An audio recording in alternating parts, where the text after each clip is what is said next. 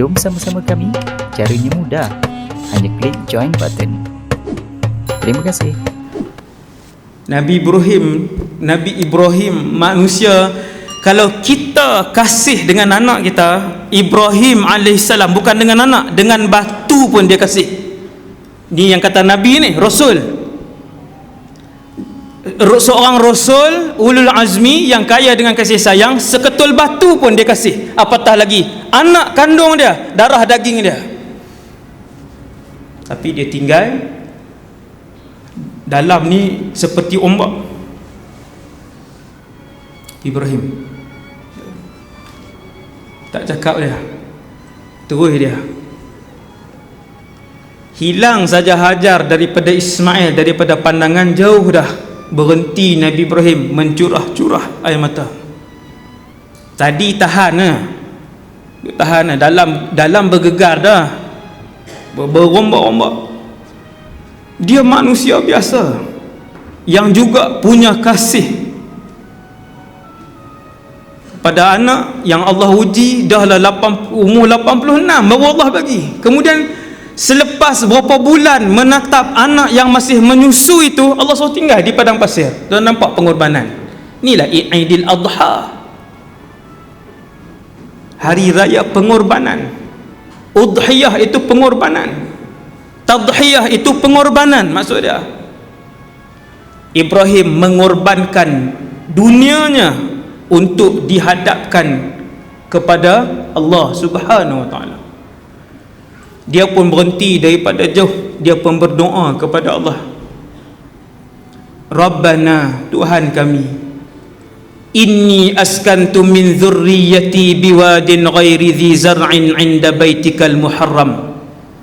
Rabbana liyuqimus shalah faj'al af'idatan minan nasi tahwi ilaihim warzuqhum minas thamarat. Ini doa. Ya Allah, aku telah melaksanakan arahan dan tuntutanmu untuk meninggalkan anak dan isteri aku di sebuah tempat yang kering kontang, ghairi dzi zar'in, kata Nabi Ibrahim, bukan pokok, rumput pun tiada di kawasan tu. Yang pandai tengok tafsir, tengok perkataan zar'un, ulama tafsir akan sebut nabatun saghir. Zar'un tu ulama tafsir akan sebut nabatun saghir. Yang Nabi Ibrahim sebut itu, wahai Allah, anak dan isteri aku yang telah aku tinggalkan itu bukan sahaja pohon untuk berteduh, rumput pun tiada di sana. Berapa hari boleh hidup? Berapa hari? Tuan-tuan, malam tu pun dah boleh mati dah malam tu. Dengan sejuk, tidak ada kemah, bukan tidak ada bilik, kemah pun tak ada. Maka Ibrahim mengajar kita satu lagi kunci kebahagiaan dunia dan akhirat. Apa dia tuan-tuan? Kata Nabi Ibrahim, Rabbana liyuqimus shalah. Ya Allah, jadikanlah isteri dan anakku itu di kalangan mereka yang tidak meninggalkan solat. Itu dia kunci dia. Itulah kunci yang ditinggalkan oleh 80% umat Islam di Malaysia, iaitu angka yang meninggalkan solat di bumi Malaysia ni.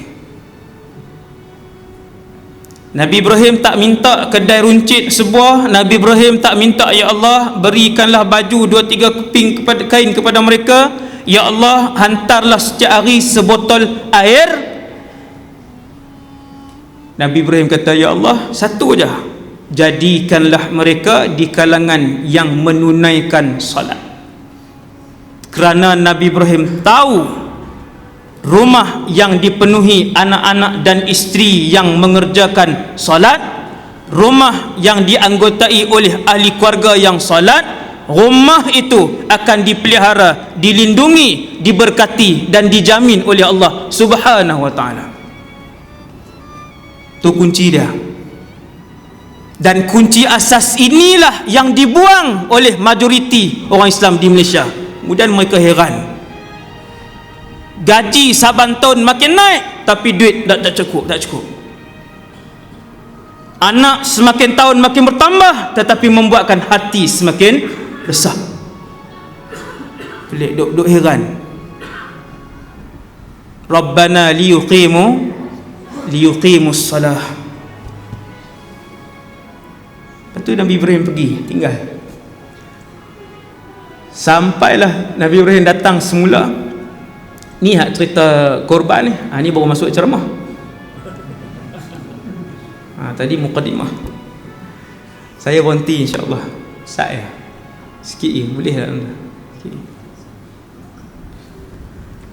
Kata para ulama, sehinggalah Nabi Ismail berkahwin, jumlah ziarah Nabi Ibrahim tidak sampai 5 kali. Tak sampai 5 kali. Tuan-tuan, bukan Nabi Ibrahim pergi setiap 2 bulan lah. Sampailah Nabi Ibrahim walamma balagha ma'ahu as-sa'i, ketika Nabi Ibrahim dah boleh buat kerja rumah sikit-sikit ni, umur 10, umur 9 atau 11 lingkungan tu, datang Nabi Ibrahim. Satu hari hak mimpi korban tu lah. Dia bukan mimpi Nabi Ibrahim mimpi korban, datang wahyu dalam mimpi tu, wahai Ibrahim sembelih, bukan. Inni ara, aku melihat aku menyembelih kamu wahai Ismail. Nabi Ibrahim tengok diri dia dalam mimpi tu, dia sembelih dan terkulai kepala. Nabi Ibrahim mimpi malam pertama, kemudian malam kedua mimpi yang sama, sembelih anak. Jadi lagi dua kali tak masuk akal. Tetapi di atas prinsip yang Rasul itu pegang, mimpi para Rasul itu wahyu, mimpi Rasul itu arahan Allah, tanpa menangguhkan pada hari yang ke-5, tanpa menangguhkan pada hari yang ke-10. Esokkan harinya Nabi Ibrahim mempersiapkan alatan untuk penyembelihan anaknya sendiri atas arahan Allah. Kenapa sampai begitu sekali Allah uji Nabi Ibrahim? Kerana sesuai dengan kedudukan Ibrahim AS yang dekat dengan Allah, untuk Allah melihat di antara dunia ini dan juga Allah, mana satu pilihan kekasih Allah, iaitulah Ibrahim AS. Yang mana Ibrahim nak buat pilihan? Apakah Ibrahim akan membuang dunia ini bila bertembung dengan arahan Allah, ataupun Ibrahim mendahulukan kehendak anak-anaknya bila bertembung dengan kehendak Allah? Ni Nabi Ibrahim ajak kita malam ni. Maka Nabi Ibrahim ketika itu tidak teragak-agak untuk mendahulukan arahan Allah. Esok siap, jom Ismail, kita pergi ke satu tempat. Salah seorang ulama tafsir sebut, antaranya Ibnu Abbas, dia kata tempat yang Nabi Ibrahim bawa itu ialah Mina. Mina kan Mekah, tapi berapa kilometer kan? Beberapa kilometer pergi ke Mina. Tapi banyak lagi pendapat lain lah. Sampai di Mina, Nabi Ibrahim pun panggil anak dia, ya bunai, anak kesayangan ayah. Inni ara, hadis tadi, ayat Quran tadi, anak kesayangan ayah, inni ara fil manami anni azbahuk. Semalam ayah bermimpi, ayah melihat diri ayah menyembelih Ismail.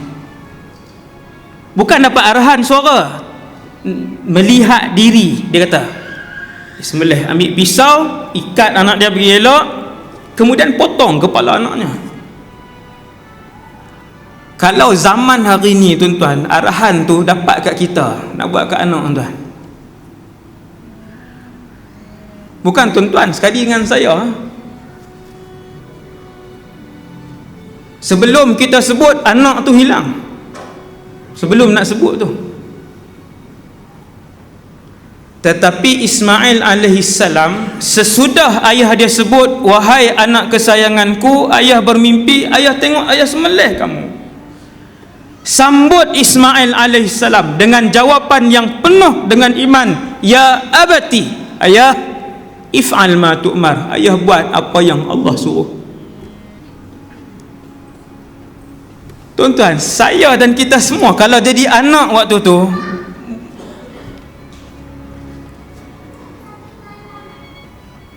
Kalau kita jadi anak di tempat Ismail ketika tu, apa jawapan kita? Malam ni pekat renung tengok. Malam ni. Satu, kita start motor laju-laju. Dua, kita kata ayah bagi Ismail yang sembelih ayah. Jangan ayah yang sembelih Ismail. Sembelih tu tak, bukan berkhatan. Bukan sunat. Sembelih. Itu jawapan kita. Kemudian kata Ismail, satajiduni insyaallahu minas sabirin. Ayah akan mendapati Ismail di kalangan insyaallah. Dia kata, tengok tinggi adab dia. Ngaji ni ini menunjukkan Ismail orang belajar.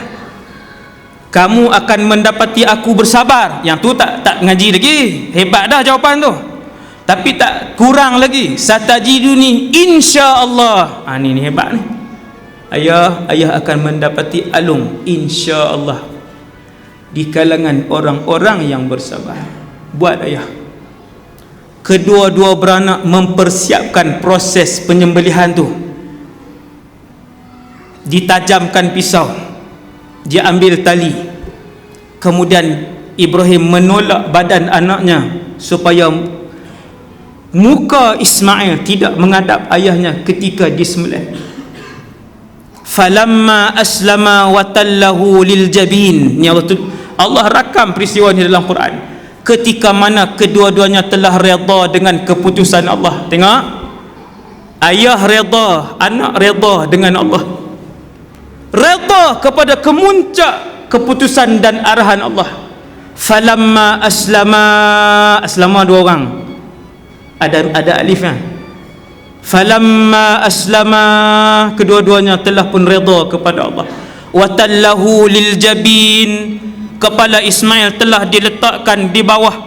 Ibrahim telah menolakkan kepalanya ke arah sana supaya dia tidak melihat wajah anak kesayangannya ketika pisau itu ditodoh ke bawah dan ke atas.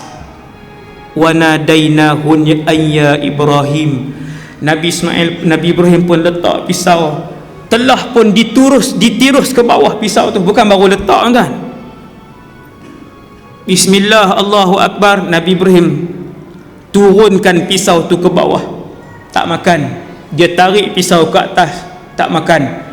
Dia turunkan pisau tu ke bawah, baru turun wahyu. Kami pun menyeru, ya Ibrahim, qad saddaqta ru'ya, sesungguhnya kamu telah melaksanakan arahan kami dan ini adalah ujian daripada kami. Situ baru turun. Kalau waktu asah turun tu sedap juga lah. Ni dah buat tuan-tuan, dah potong dah, tak turun lagi wahyu. Subhanallah. Begitulah besar ujian kepada para nabi dan rasul. Walhamdulillahirabbil alamin.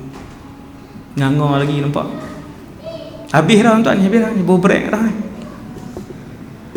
Habis, takat tu dulu insya-Allah. Moga kita mendapat yang iktibar.